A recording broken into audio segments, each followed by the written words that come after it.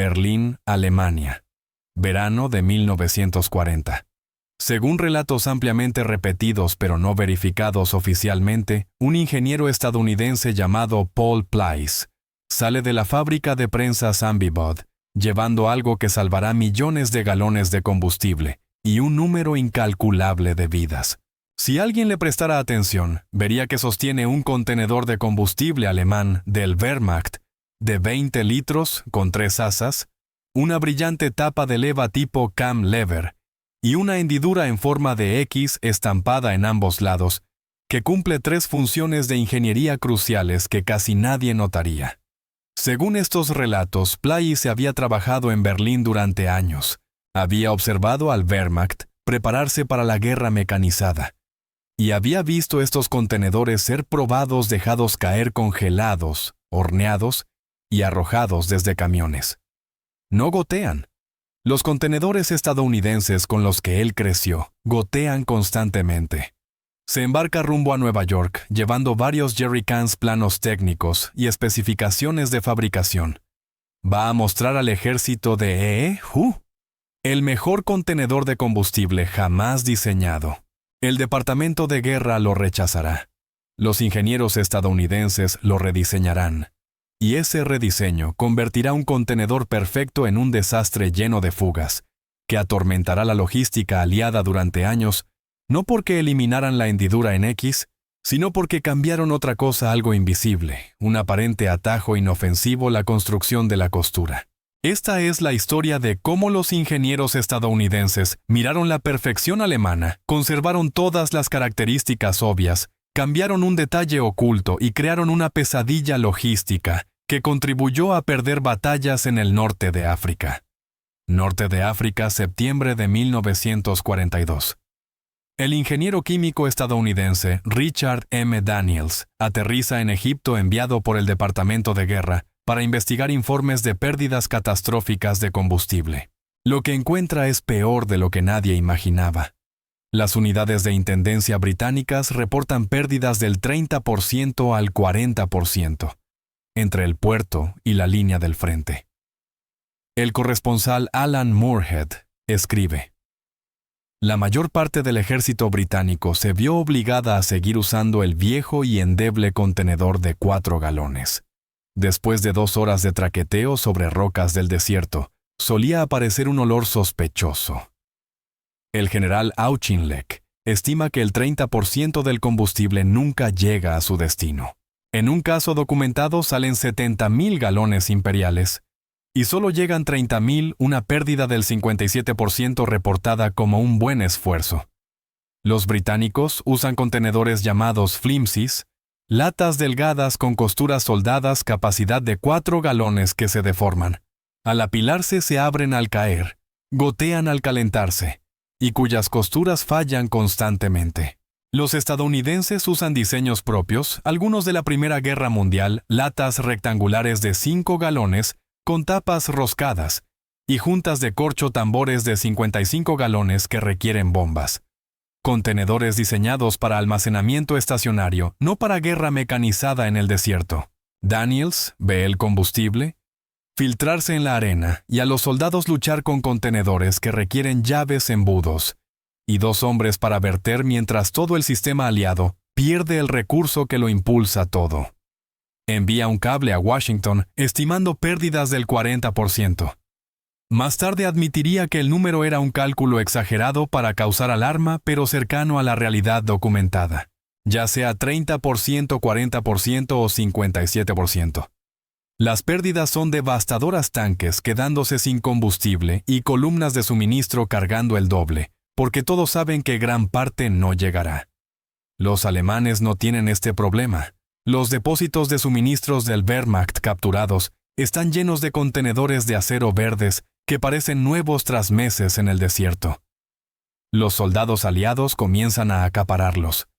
Los oficiales los solicitan por nombre. Pronto los jerrycans alemanes valen más que casi cualquier otro equipo capturado.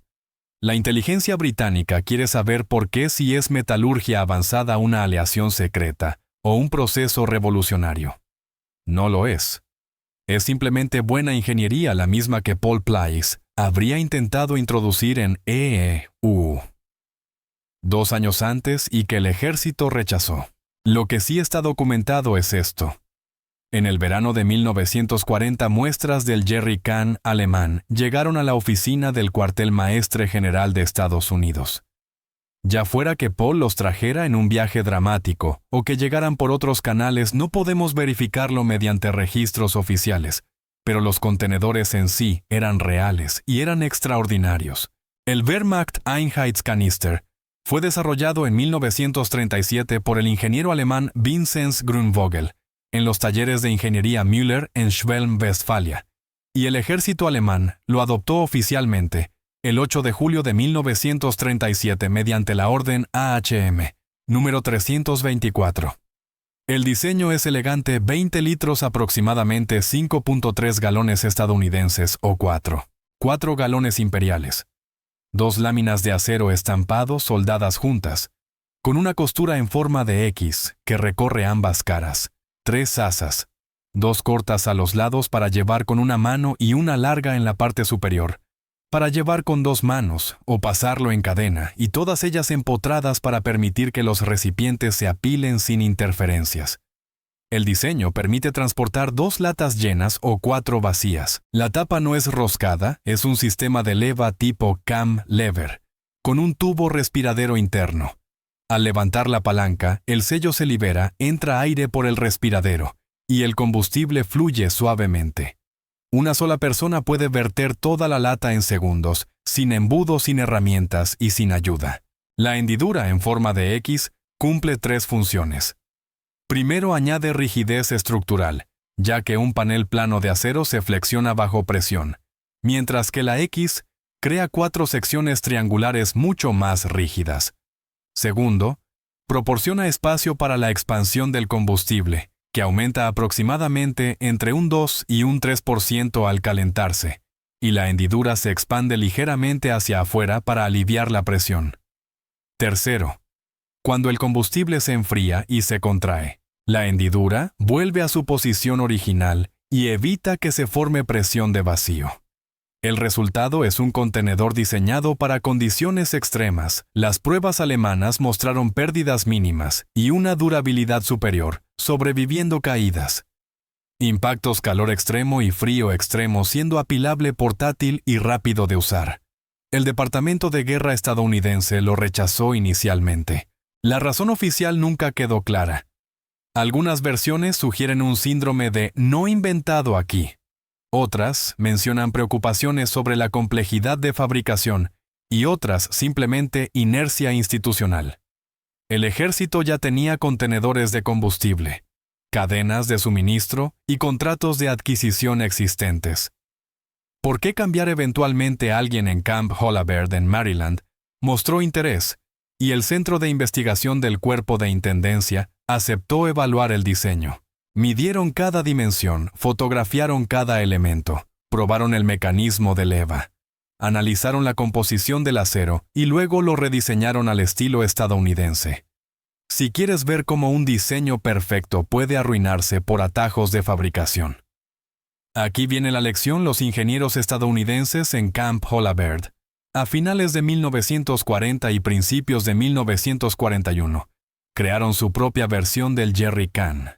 Mantuvieron las dimensiones, las 3 asas, la capacidad y la tapa de leva, e incluso conservaron las hendiduras en X, aunque simplificadas. Lo que cambiaron fue algo invisible desde el exterior: la costura.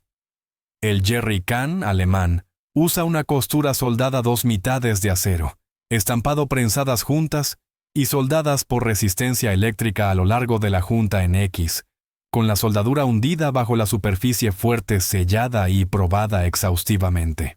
La versión estadounidense utiliza una costura enrollada, los bordes de las 2 mitades se doblan juntos y se prensan. Es más rápido de fabricar, requiere menos maquinaria, especializada, es más barato, y funciona bien para contener agua o líquidos no volátiles, pero para gasolina bajo el calor del desierto es un desastre. Richard M. Daniel escribiría más tarde: con la autoridad de un ingeniero químico que fue testigo de las consecuencias como cualquier ingeniero petrolero.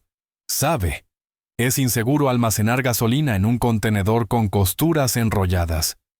La junta metálica prensada al flexionarse por cambios de temperatura e impactos desarrolla brechas microscópicas que no producen fugas visibles, sino una filtración lenta y constante, que se multiplica por miles de contenedores. Los ingenieros estadounidenses también eliminaron o simplificaron el tubo respiradero interno, en algunas versiones obligando al uso de herramientas adicionales para verter, y eliminaron el revestimiento plástico interior que incluían las latas alemanas. Estos son problemas menores. La costura enrollada es el fallo crítico. La producción comenzó.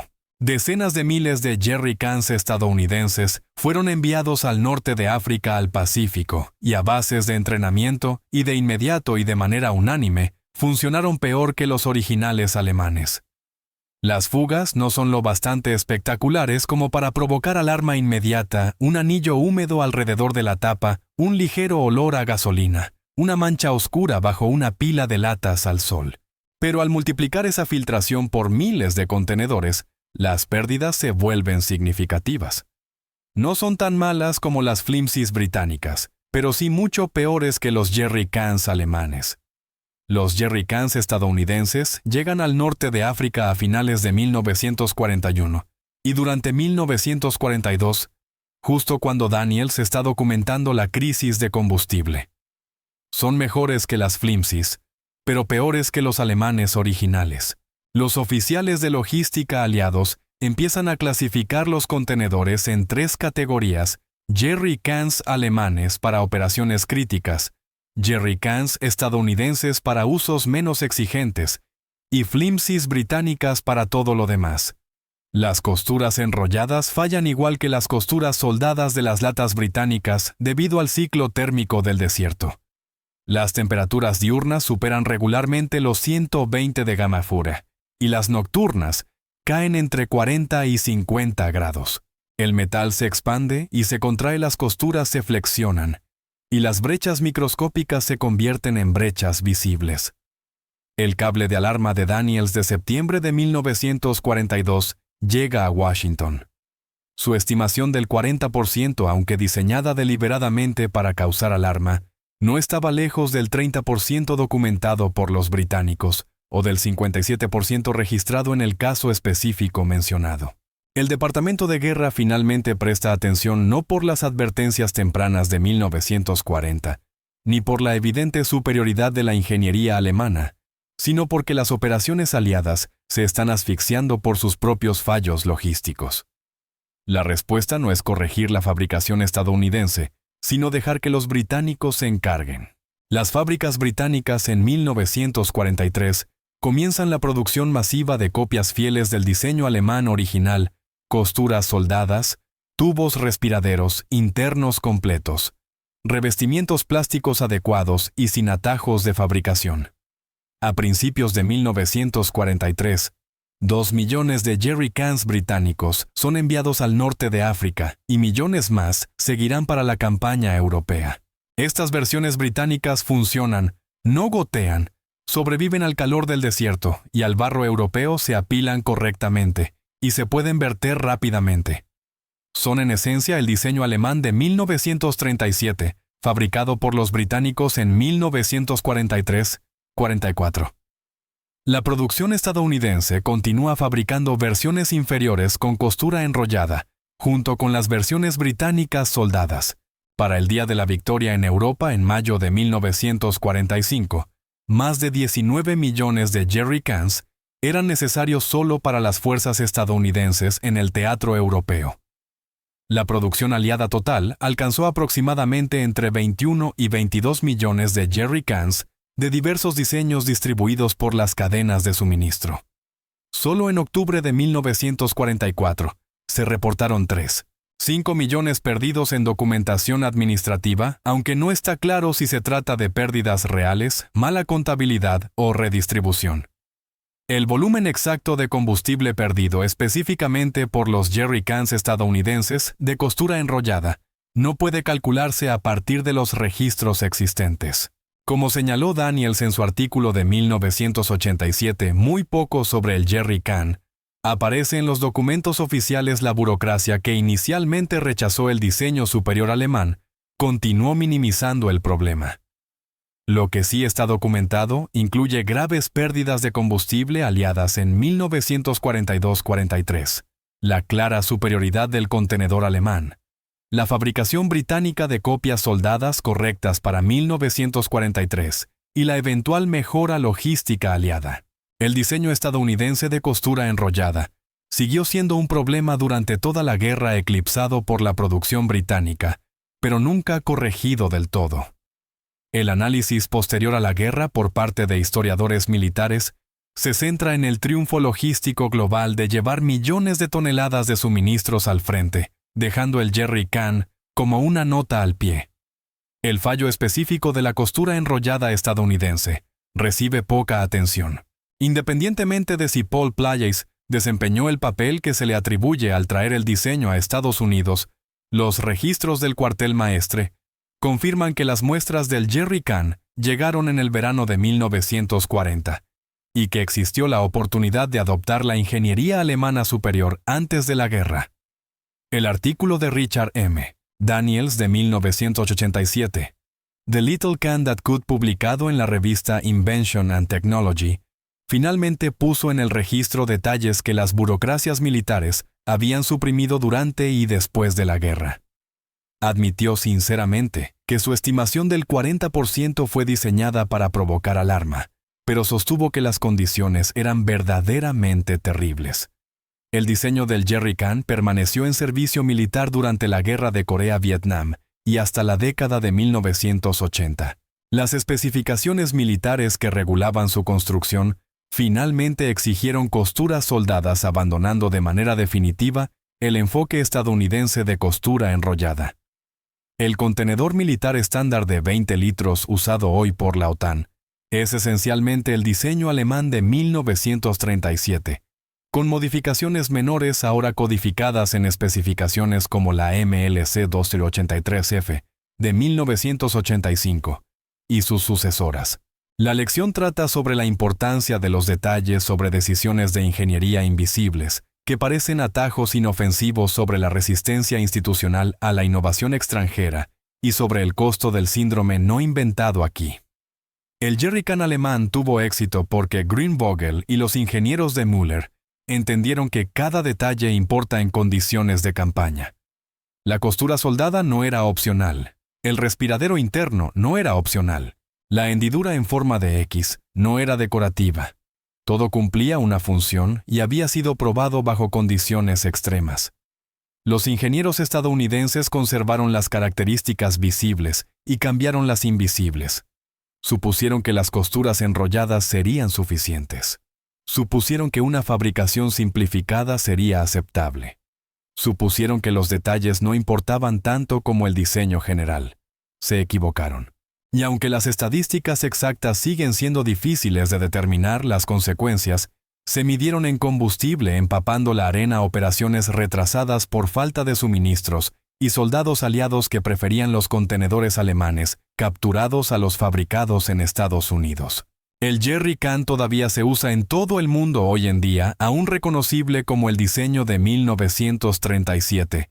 Todavía fabricado con costuras soldadas, porque eso es lo que funciona, y sigue siendo un testimonio de la importancia de hacer bien cada detalle desde el principio. Pulsa me gusta. Cada like le dice a YouTube que muestre esta historia a más personas. Suscríbete y activa las notificaciones. Deja un comentario ahora mismo y cuéntanos desde dónde nos ves. Estas historias importan. Estas lecciones importan. Los detalles de ingeniería importan. Los atajos tienen un costo. Y a veces lo mejor que puedes hacer es copiar la brillantez de alguien más exactamente como fue diseñada. Gracias por ver.